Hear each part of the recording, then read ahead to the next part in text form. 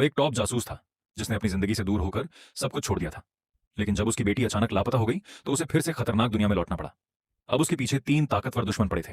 पहला था उत्तर कोरिया का एक हाई रैंकिंग जासूस, दूसरा था दक्षिण कोरिया का एंटी इंटेलिजेंस ब्यूरो और तीसरा था कंस्ट्रक्शन ग्रुप का डायरेक्टर जनरल लाओजू। हर कोई उसकी जान का दुश्मन बन चुका था। इसी बीच टॉप जासूस लाओ जिंग के पास उसकी बेटी का फोन आया, लेकिन दूसरी तरफ से कोई आवाज नहीं आई।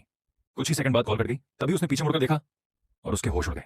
साफ था कि उसकी बेटी किसी बड़े खतरे में फंस चुकी थी। लाओ जिंग तुरंत पुलिस स्टेशन से निकल भागा और अपने पुराने दोस्त लाओ ली से मदद मांगने पहुंचा।